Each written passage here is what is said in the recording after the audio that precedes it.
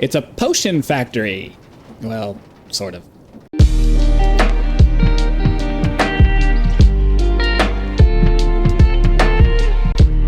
Hello and welcome back to Minecraft with the Create Modpack. Previous videos have shown us do extensive food creation, mineral creation, and then over in that direction there's a massive kind of coliseum of wheat over there. But as promised in the last episode, we are starting to work on our potion production, which I didn't think initially was going to be something that we could feasibly do, but there are a few potions that we can automate with relative simplicity and ease. We'll see how it goes with the rest of them, but as with any potion thing... Oh, before we get started, I want to remind you, like, subscribe, notify, do all those things that help out with the algorithm. It really helps out small channels and to get us to the point where we don't have to ask for that stuff anymore, so there you go. So we start off with mundane potions and awkward potions, which are relatively easy... mundane potions, huh? Mundane potions? That's not... okay, there's a bunch of different options for that. So the mundane potion is just sugar and water. You mix it with a blaze burner, heating it, and it becomes a mundane potion. And then the awkward potion is nether wart and water. Same process, and it becomes an awkward potion. So I piped in water from over here, and then I have a spout so that any empty bottles that I have become bottled water so that I can just sell bottled water. There's no practical use for that, but why not? We're a factory. We're making purified bottled water. But the rest of the water comes off in this direction and gets fed off into two different basins over here. So one of the basins is this one over here, and it is making our mundane potion. It basically just takes sugar coming in from our sugar production over there and brings it over here, puts it in the mixer, and we have water being piped in from the side over here. Have we run out of... Huh. Why am I not getting any... I'm sorry. I have a production issue over here I'll have to fix when I'm done with this recording. But anyways, when there's wood being fed into this over here, we're making mundane potion, and that is being pumped into this tank over here for later use. Same for our awkward potion over here. We have water being pumped in, and then I created an awesome little nether wart farm over here that I can't seem to get to because it's blocked off. Alright, we'll just have to break our way in there. That's fine, we'll just do it this way.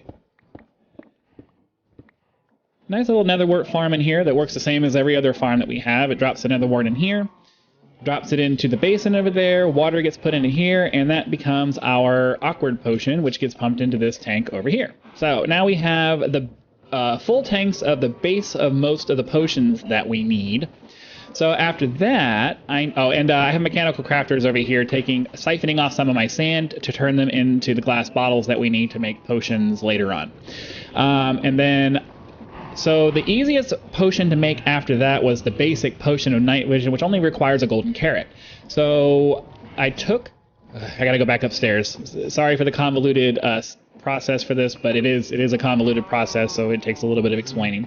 So I have some of the sand that gets siphoned off and gets dropped down here to go down to the glass production, and then I set it up so that my soul sand, when it produces gold nuggets, when it produces gold nuggets, it just gets passed through this chest and gets sent downstairs to the mechanical crafters that you saw. So now we'll run back downstairs and do that, because soul sand, when you wash it, has a chance of producing a gold nugget.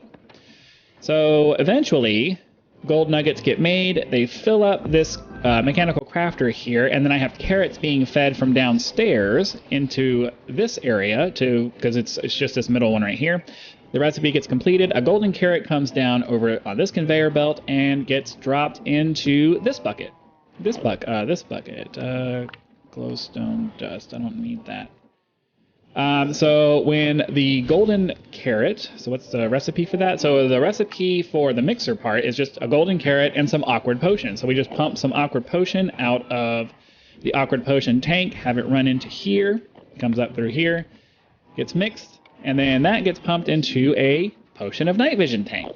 So This so far is kind of the easy part, and I know it looks really complicated and kind of ridiculous, but this is actually the easy part because now we're getting into recipes that don't necessarily have an easy way of making it happen. So for example, there is no way to automate redstone production that I'm aware of. If you know, please, if you know of a way to do that, please let me know, because I don't, and it's a limiting factor in some of these recipes. But when we look through all of the recipes here, it requires things that require other mined items. Like, I don't even know where you find crimsite. I'd have to look that up. But anyways, yeah. So we'd have to find iron ore to be able to crush it. There's a bunch of different reasons why I can't fully automate certain things. I'd love to be able to get to the point where I can do the potions of fire resistance, but unfortunately, those... Okay, it's just a potion of fire resistance. Those require magma creams, which means not only do I have to find a way to farm slimes, I'd have to find a way to automatically farm blazes. That ain't happening. So, I mean, I'm sure there's a way to do it, but I'd have to figure out how to make that work. But we are at least starting to get an automated potion facility, and at the very least, we can kind of, from a role-playing perspective, we can say, oh, well, we're at least producing the base material so that we can sell off potions when we need to do it. So at least we have the base material just kind of sitting there, waiting to fill up, and then, you know, we can ship that off to the customers when they place an order for that. So, you know, at some point I might come and set up a train station so that it comes over here and then pumps up into a tank and gets sent off to be sold to customers. We'll see how that works, but for now, I'm relatively happy with the way this is turning out. Not really sure what I'm going to do next, though, because the next kind of potion that might have a chance of being something we could do, let's see, was the potion of invisibility. So I might do the potion of invisibility because that only requires the potion of night vision, which we're stocking up in a tank over here, but then it also requires a fermented spider eye. So let's see, what's the difference between the lower and the upper potion of invisibility? Oh, okay, one of them it's potion of night vision.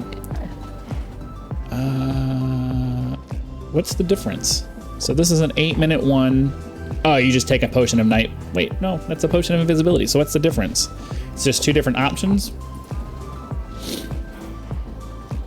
I'm confused.